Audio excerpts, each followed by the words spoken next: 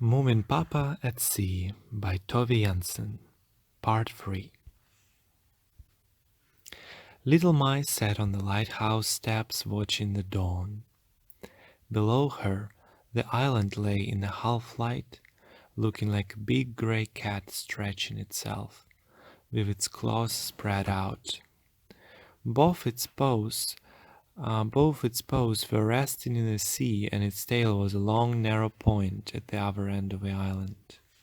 The cat's back was bristling, but its eyes were invisible. "Ha!" said Little My. "This is no ordinary island.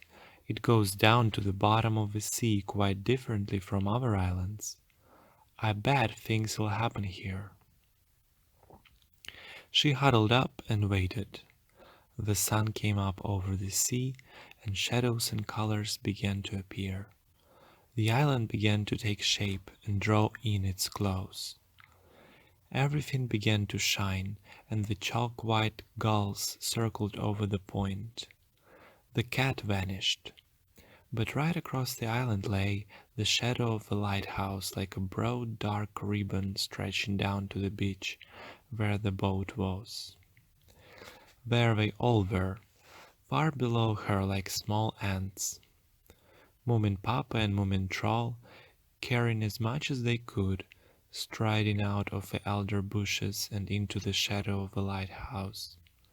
There they became even smaller and stopped, 3 little white dots turning their noses upwards to look at what was above them. "Oh, how big it is!" said Moominmamma, and froze to the spot. "Big?" shouted Moominpappa. "It's enormous. It's probably the biggest lighthouse that was ever built. And do you realize that this is the very last island? Nobody lives beyond it.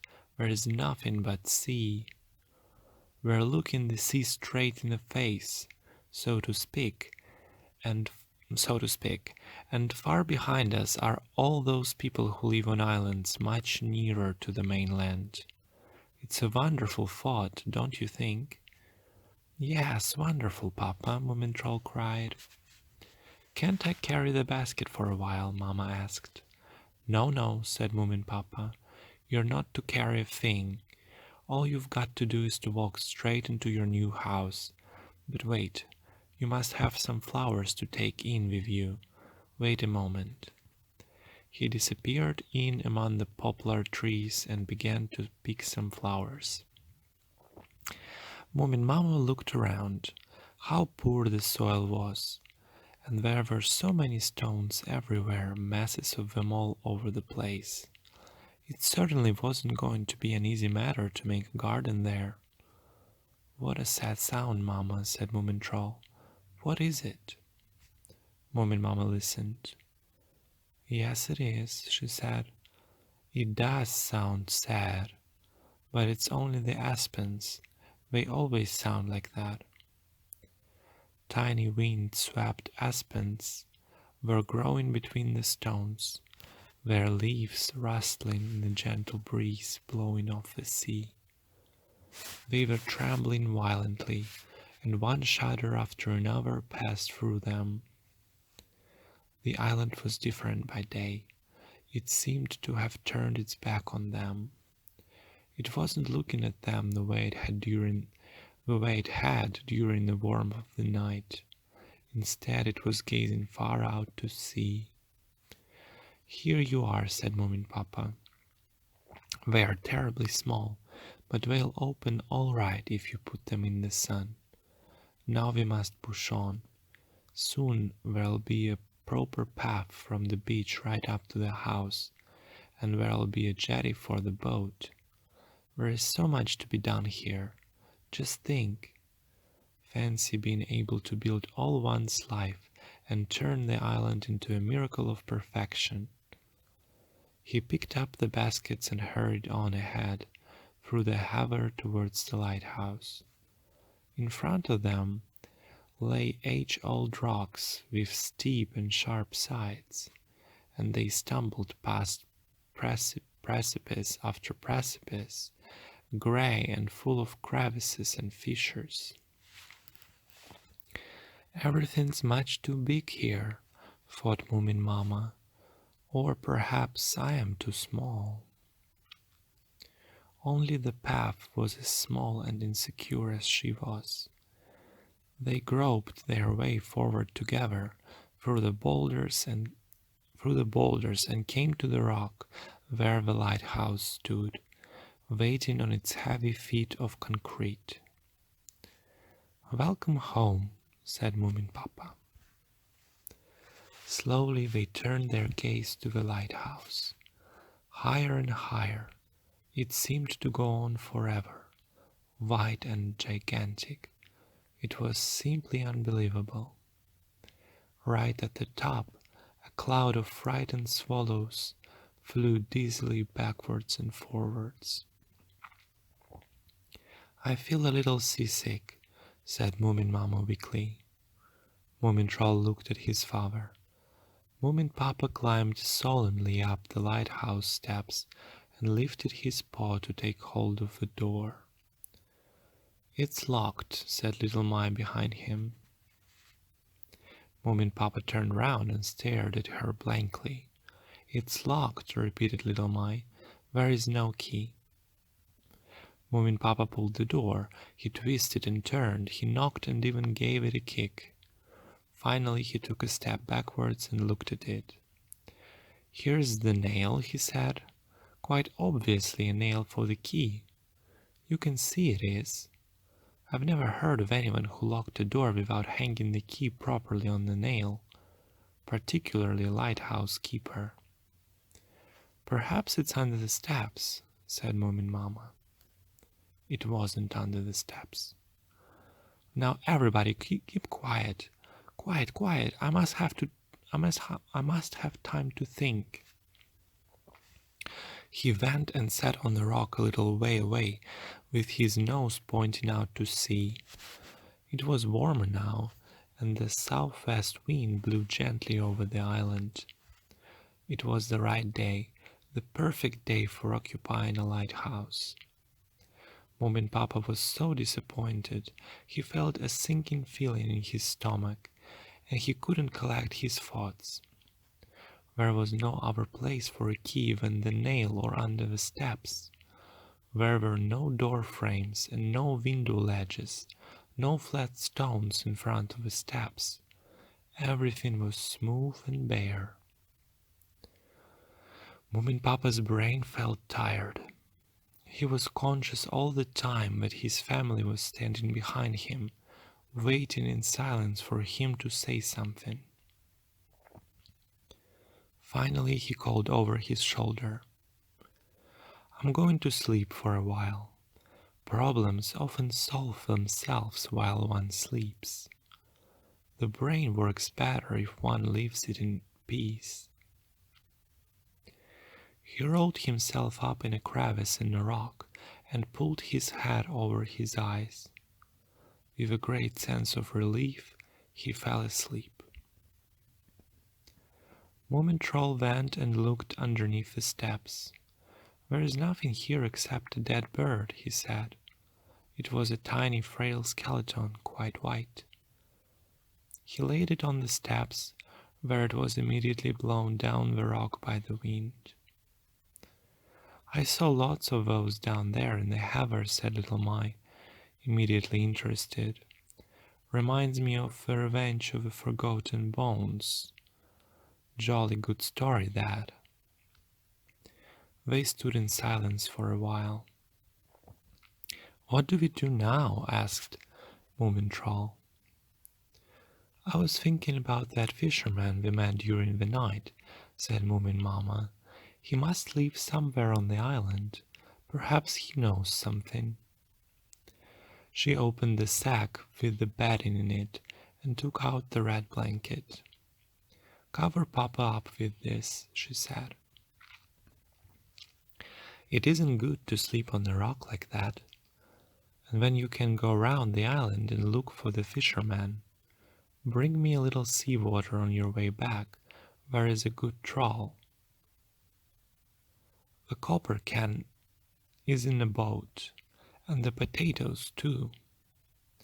It was nice to get moving and have something to do. Moomintroll turned his back on the lighthouse and wandered away across the island. A sea of red heather covered the slope, and below the rock it was warm and peaceful. The ground was hard and hot. It smelled good, but not at all like the garden at home. Now that he was alone, Moomintroll could begin to look at the island and smell it in the right way.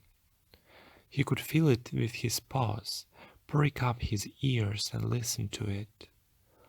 Away from the roar of the sea, the island was quieter than the valley at home, completely silent and terribly, terribly old. It isn't an island that'll be easy to get to know, Moomintroll thought. It wants to be left in peace. The heather disappeared in a mossy swamp in the middle of the island, came out the other side only to vanish in a low thicket of spruce and dwarf birch. It was odd that there wasn't a single tall tree.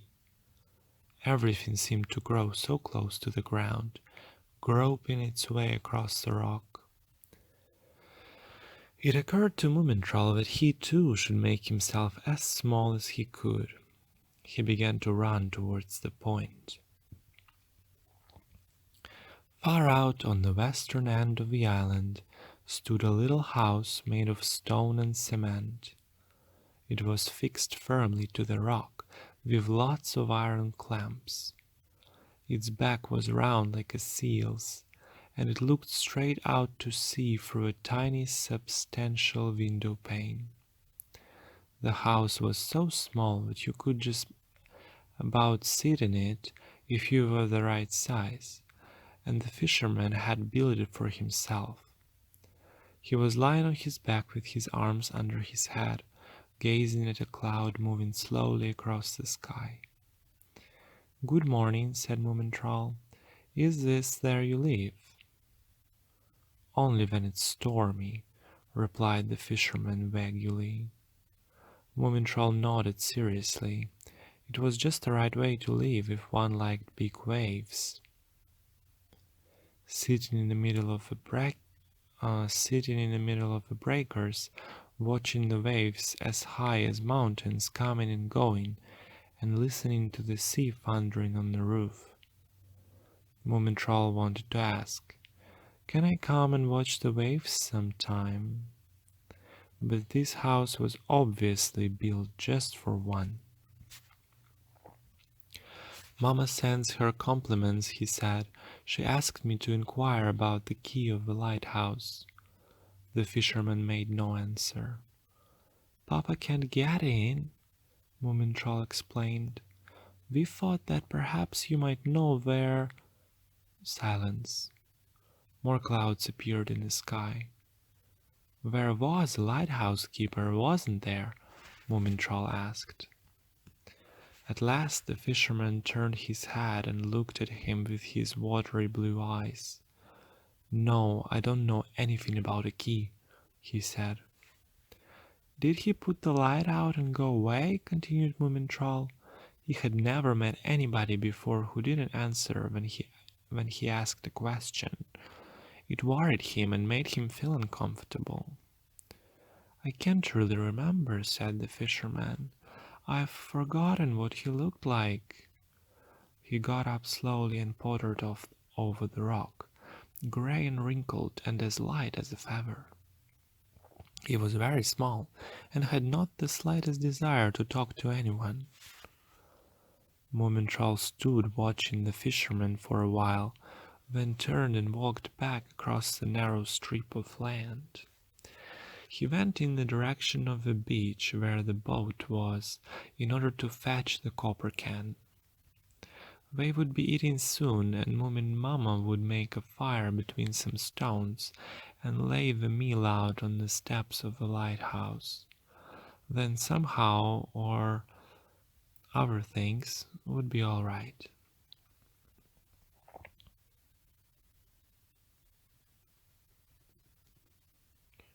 and somehow all our things would be all right.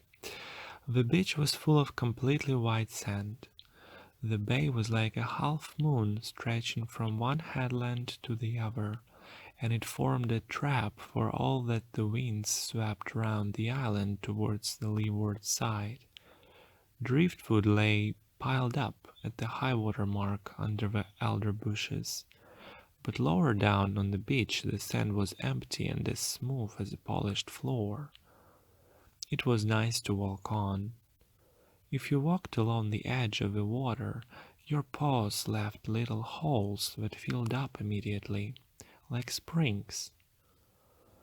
Moomintroll started to look for shells for his mother, but the only ones he could see were broken. Perhaps they'd been smashed by the sea. He saw something shiny in the sand that wasn't a shell.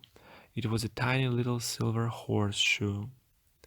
Quite close by there were hoof marks in the sand, leading straight into the sea.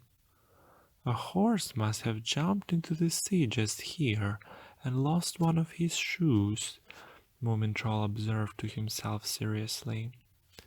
That's what it must be. A very tiny horse indeed. I wonder whether it's made of real silver or only a silver plate. He picked up the horseshoe and decided that he would give it to his mother. A little farther on, the hoof marks came out of the sea and went straight up the beach. It must be a seahorse. I've never seen one of those. I know you can only find them far out to sea, where the water is terribly deep. I hope this seahorse has a spare pair of shoes at home, Moomintroll thought.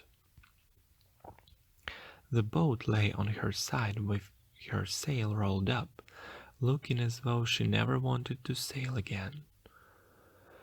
She had been pulled so high up the beach that she seemed to have nothing to do with the sea anymore. Moomintroll stood still and looked at the adventure. I do feel sorry for her, he thought, but perhaps she's asleep. Anyway, we shall be putting a net out one. We shall be putting a net out one of these nights. The clouds were coming up over the island, calm blue-gray clouds in parallel lines across the sky, stretching right to the horizon. The beach seemed very lonely. I'm going home, thought Moomintroll. Home for him suddenly meant the steps in front of the lighthouse. The valley where they had lived seemed a long way away. Besides, he had found a silver horseshoe that belonged to a seahorse. Somehow that settled the matter. But he can't have forgotten everything, said Moominpappa for the second time. He must have known the lighthouse keeper. They lived on the same island. They must have been friends. He doesn't remember a thing, said Moomintroll. Little My breathed in through her nose and then breathed out between her teeth. That old fisherman is an old fool with a head full of seaweed. I knew it as soon as I set eyes on him. If two men like that live on the same island, either they know all there is to know about each other, or else they don't want to have anything to do with each other at all. Probably both. One as a result of the other, I mean. Believe me, I know. I'm pretty sharp when it comes to things like that. I do hope it doesn't rain, murmured Moominmamma. They stood round Moomintroll in a circle. It was quite chilly now that the sun was behind the clouds. Moomintroll felt a little confused and didn't want to tell them about the house built looking at the waves. And it was quite impossible to give Moominmamma the horseshoe just then, with them all standing and staring at him like that. He made up his mind to give it to her later when they were alone. I do hope it doesn't rain, Moominmamma repeated. She carried the copper can to the fireplace and put the flowers Moominpappa had picked for her in water. If it rains, she said, I ought to scrub one of the pots to collect rainwater in. That is, if there are any pots here. But I'm the one who's going to do all that sort of thing, exclaimed Moominpappa plaintively. Just be patient. Everything must be done in the right order. We can't bother about food and rain and small trifles like that before I've found the key. Huh, said little Mai. That old fisherman has thrown the key into the sea, and the lighthouse keeper along with it. Frightful things have happened here, and there's worse to come. Moominpappa sighed. He went round the lighthouse to the rocks overlooking the sea, where the others couldn't see him. The family got on his nerves at times. They could never stick to the matter in hand. He wondered whether all fathers found the same thing. Well, there was no point in searching for the key or trying to produce it by going to sleep. He must feel where it was. He must try getting in the right mood, like his father-in-law used to do. All her life, his mother-in-law had gone round dropping things everywhere or leaving them behind and forgetting where she had left them. Then his father-in-law would turn on something in his brain. That's all that was needed.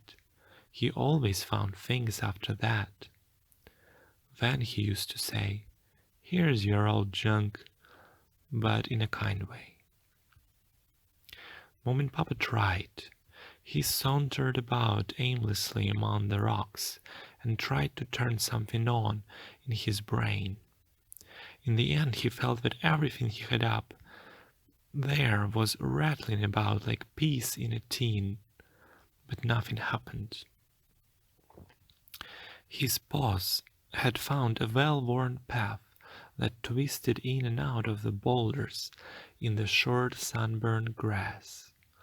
While he was walking and trying to turn something on in his brain, it occurred to him that perhaps it was the lighthouse keeper who had gone up and down this path.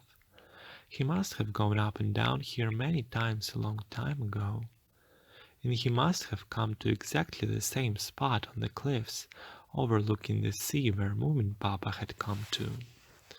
The path came to an end. Here there was nothing but the great empty sea. Moominpappa went up to the edge and looked over. Here the cliff fell away in precipice after precipice, a mass of playful dancing lines and curves that bent out of sight deep, deep down. At the foot of the cliff he could hear the murmur of the breakers. The water rose and fell, heaved against the rocks, and then sank back like a clumsy great beast. The water lay in the shadow, and it was very dark. Moominpappa's legs trembled, and he felt distinctly giddy. He sat down quickly, but he couldn't stop himself looking down. This was the great ocean, who knows how many fathoms deep, and it was quite unlike the sea and the waves that played round the jetty back there at home. Moominpappa leaned a little further forward and caught sight of a little ledge just beneath the crest. It seemed quite natural to let oneself slide down to the smooth shelf in a cliff face. It was hollowed out and as round as a chair. Suddenly Moominpappa was completely alone and cut off. There was nothing but sky and sea around him. This is where the lighthouse keeper must have sat.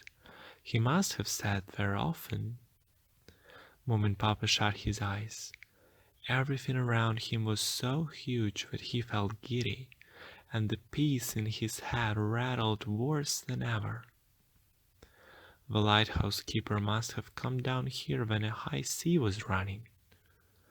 He had seen the gulls flying in the wind against the stormy sky, like a cloud of snow in front of his eyes. Drops of water like little pearls had reached him, hanging suspended for a moment in the air in front of him, before plunging down into the thundering black water down there. Moominpappa opened his eyes and shook himself. He pressed his back and his paws against the wall of rock behind him, where he could see that little white flowers were growing in the cracks of the rock. Imagine flowers! And in the widest crack there was something shining rust red. A key. A heavy iron key. Something clicked inside Moominpappa's head. Of course, everything was as clear as day. This was the place where the lighthouse keeper came when he wanted to be entirely alone. A place for thought and meditation. And it was here that he had left the key so that Moominpappa should find it and take over the lighthouse. With great ceremony and the help of magic forces, Moominpappa had been chosen as the owner of the lighthouse and its keeper. "Oh, how wonderful! You found it then," said Moominmamma. "Where was it?" exclaimed Moomintroll. "Oh, I don't really know," said Moominpappa mysteriously. "The world is full of great and wonderful things for those who are ready for them. Perhaps it was the biggest and whitest gull that presented it to me."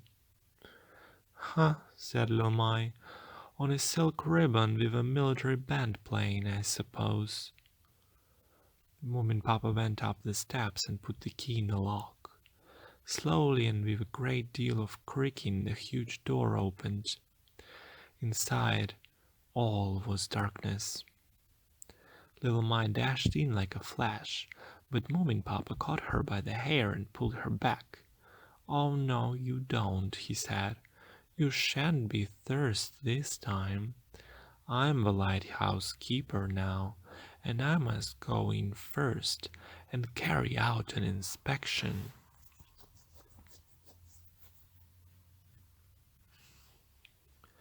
He disappeared into the darkness with Little Mai at his heels. Moominmamma came slowly up to the door and looked in. The lighthouse was quite hollow, like a rotten tree trunk, and from top to bottom there was a rickety, winding staircase. With what seemed like an awful effort, the staircase climbed up and up in smaller and smaller spirals, creaking and groaning as Moominpappa went up it. A little daylight filtered through holes in the thick walls, and in each hole the silhouette of a large, motionless bird could be seen. The birds stared down at them. "You must remember that it's cloudy," whispered Moomintroll. "You know that everything looks a little gloomy when the sun's not shining." "Of course," said Moominmamma. She stepped over the threshold and stopped. It was very cold and damp inside. Between the puddles of water the ground was dark and wet, and a few planks had been put down to get to the stairs. Moominmamma hesitated. "Look," said Moomintroll, "I've got something for you." Moominmamma took the silver horseshoe and looked at it for a long time. "It's beautiful," she said. "What a lovely present! I never knew that such small horses existed." "Come along in, Mamma," cried Moomintroll. "Come in and we'll run right to the top." Moominpappa was standing in the doorway at the top, wearing an entirely different hat. It had a soft floppy brim and a lumpy crown. "What do you think of it?" he said. "I found it on a nail inside the door. It must have belonged to the lighthouse keeper. Come in, come in. Everything's exactly as I imagined it would be." It was a large round room with a low ceiling and 4 windows. In the middle of the floor there was an unpainted table and some empty boxes. Over by the fireplace stood a bed and a little desk. An iron ladder led up to a trapdoor in the ceiling. "Up there is the light," explained Moominpappa. "I shall light it this evening. Isn't it lovely to have such white walls? It makes the room seem so big and airy. If you look out of the window, it's the same, big and free and airy." He looked at Moominmamma, who began to laugh, saying, "You're quite right. It's overpoweringly big and airy up here." "Someone's got real mad in here," observed little Mai. The floor was covered with splinters of glass, and above them on the white wall there was an oily stain which had run down the wall, forming a pool on the floor below it. "I wonder who broke his lamp," said Moominmamma, picking up a brass lamp holder which had rolled under the table, "and then had to sit here in the dark." She ran her paws over the top of the table.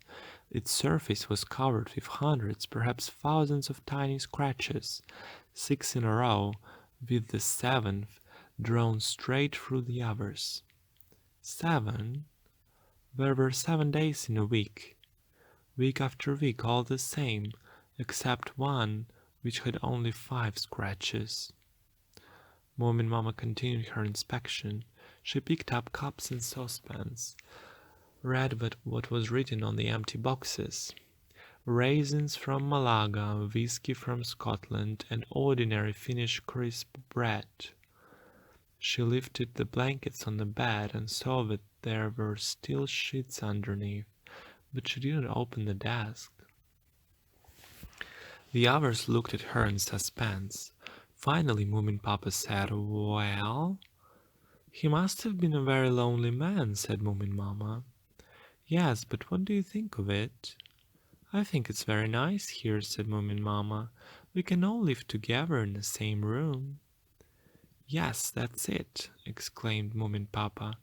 "I'll collect some driftwood from the beach and build beds for all of us. I'll make a path and a jetty. There is so much to be done here. But first we must bring in the luggage in case it rains." No, not you, dear. You must take things easy and feel yourself at home." Little Mai turned in the doorway and said, "I'm going to sleep outside. I don't want a bed. Beds are stupid." "All right, dear," said Moominmamma. "You can come inside if it starts raining." When Moominmamma was alone, she hung up the silver horseshoe on a nail above the door. Then she went over to the window and looked out. She went from one window to another. Sea everywhere. Nothing but sea and the cries of swallows. The mainland wasn't visible at all. In the last window she found an indelible pencil, some bits of string, and a needle for mending fishing nets. She stood playing with the pencil. Absent-mindedly she started to draw a little flower on the windowsill, shading in the leaves nicely, but not thinking about anything in particular. Moominpappa stood in the fireplace with his head up the chimney. "There is a bird's nest here," he shouted. "That's why it won't burn." "Are there any birds in it?" Moominmamma asked. Moominpappa was quite black when he emerged from the chimney. "Some poor little bold coot, I expect," he said. "But she isn't at home. She's probably flown south." "But she'll be back in the spring," exclaimed Moomintroll. "She must be able to find her nest when she comes home. We can cook outdoors." "What, for the rest of our lives?" asked little Mai. "Well, we could move the nest after a while," Moomintroll muttered. "Huh, typical," said little Mai. "Do you think the bold coot will know whether her nest has been moved immediately or only after a little while? You only say that so you can chuck her out with a clear conscience. Shall we really eat outdoors for the rest of our lives? Moominpappa asked in amazement. They all looked at Moominmamma. Take it down, she said. We can hang it out of the window. Sometimes trolls are more important than boiled coots. Moominmamma pushed the dirty dishes under the bed to make the room tidier, and then she went out to look for soil. She stopped by the lighthouse steps to throw a little seawater on the rose bush. It was still waiting in its box with the earth from home. The garden must be made on the leeward side, and it must be as near the lighthouse as possible, where it would get the sun most of the day. But above all, it should have plenty of deep, rich soil. Moominmamma looked and looked. She searched along the rock where the lighthouse stood, through the heather down towards the moss. She went into the aspen thicket. She wandered over the warm, peaty ground, but there was still no soil anywhere. She had never seen so many stones before. Behind the clump of aspen trees there was nothing but stones, a desert of round grey stones. In the middle of them someone had lifted some up, making a hole.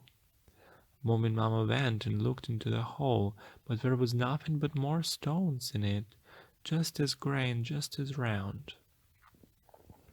She wondered what the lighthouse keeper had been looking for. Nothing in particular, perhaps. Maybe he had done it just to amuse himself. He had picked up one stone after another, but they had rolled back, and he had got tired of the whole thing and walked away.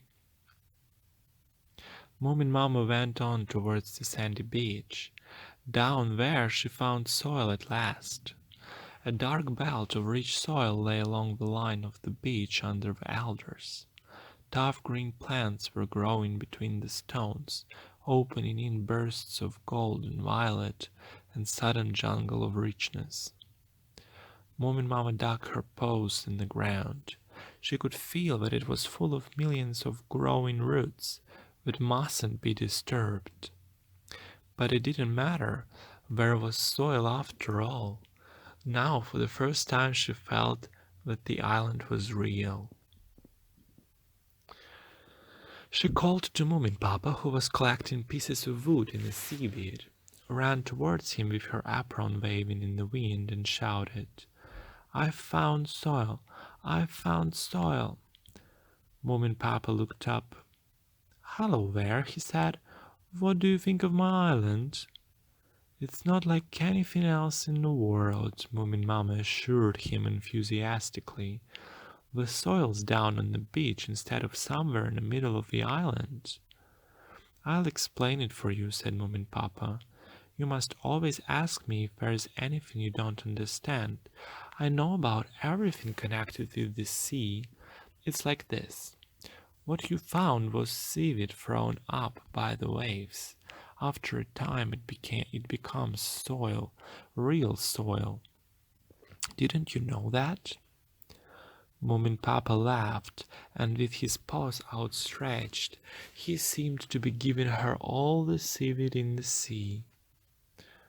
Moominmamma started to gather seaweed. She carried it all day, laying it in a crevice in the rock. She would have a patch of garden there by and by. The seaweed had the same warm dark color as the soil back home, and its very own touch of purple and orange as well. Moominmamma felt calm and happy. She dreamed of carrots, radishes, and potatoes, and of how they grew fat and round in the warm soil. She could see green leaves appearing in strong, healthy clusters. She saw them waving in the wind against the blue sea, heavy with tomatoes, peas, and beans for the family to eat. She knew that none of this would come true until the following summer, but it didn't matter. She had something to dream about. And deep down inside she dreamed most of all of having an apple tree. The day was coming to a close. The sound of the hammer up in the lighthouse had stopped long ago, and the swallows were much quieter now. Moominmamma whistled to herself as she walked home through the heather, her arms full of driftwood.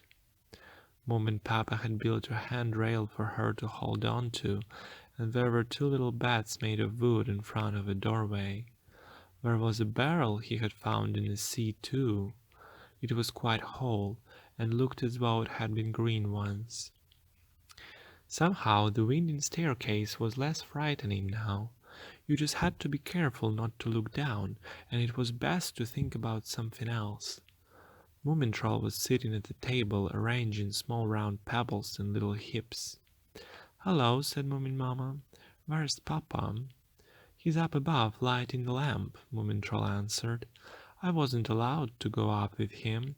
He's been there an awful long time."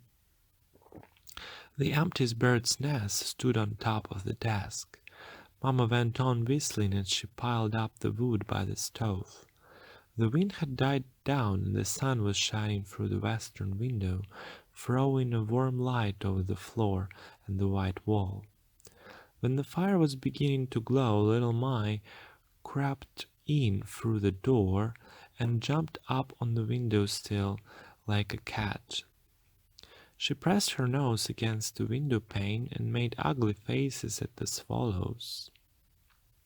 Suddenly the trapdoor opened with a loud noise, and Moominpappa climbed down the iron ladder. "Is it burning well?" asked Moominmamma. "You've made some lovely beds for us, and I thought that barrel would be just the thing for salt fish. It seems a pity to use it only for rainwater." Moominpappa went to the window facing south and peered out. Moominmamma looked up quickly and noticed that his tail was quite stiff, and the end of it was wagging with irritation. She put some more wood on the fire and opened a tin of herrings. Moominpappa drank his tea without saying a word.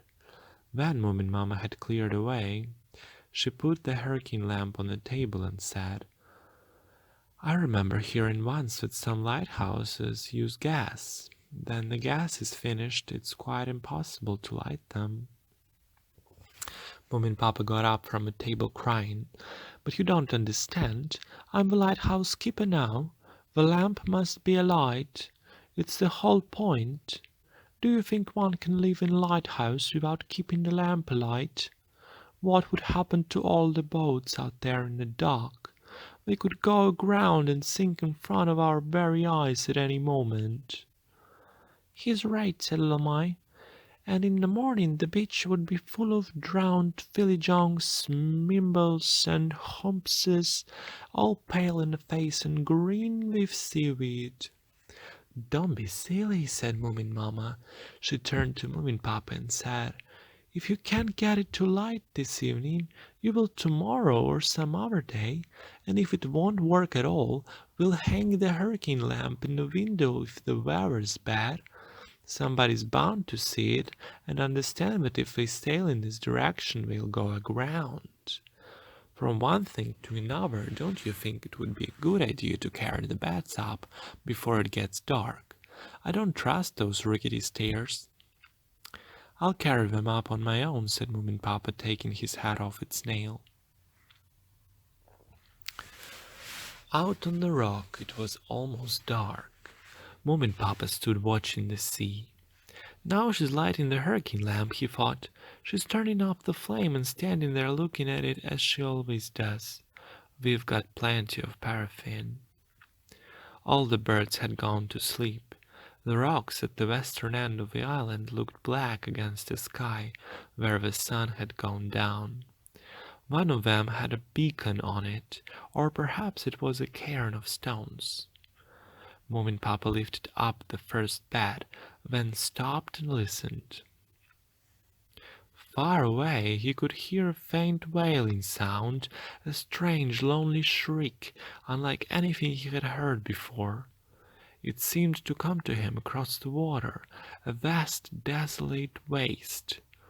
For a moment, Moominpappa thought he felt the rock trembling under him, but when everything was quiet again, "It must have been a bird," he thought.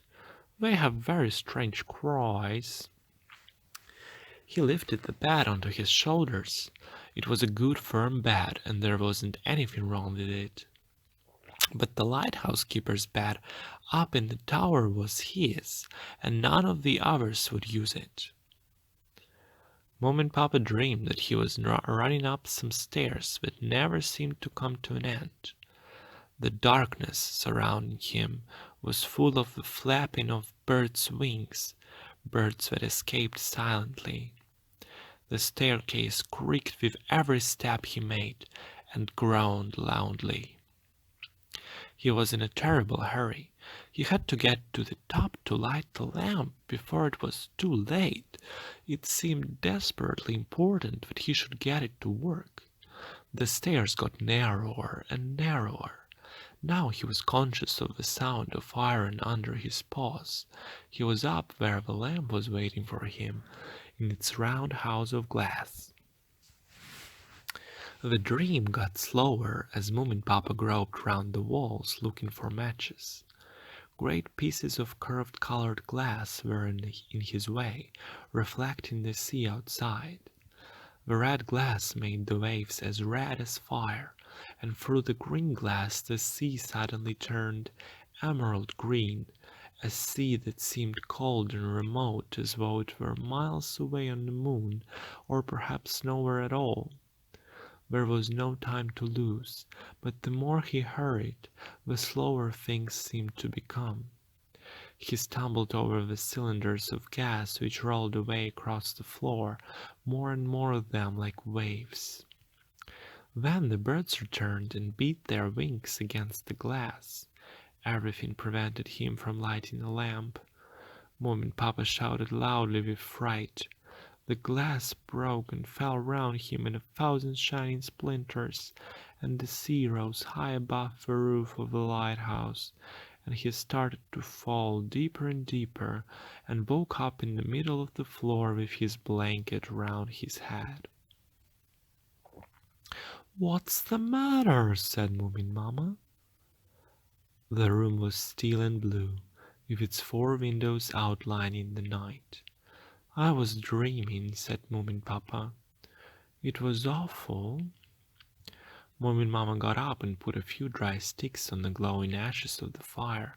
It burst into flame, and the warm golden light flickered in the darkness. "I'll make you a sandwich," she said. "It's because you're sleeping in a strange place." Moominpappa sat on the edge of the bed and ate his sandwich, and his frightening dream began to disappear. "I don't think it's the room," he said. "It's this bed that makes one have such nightmares. I'll make myself a new one."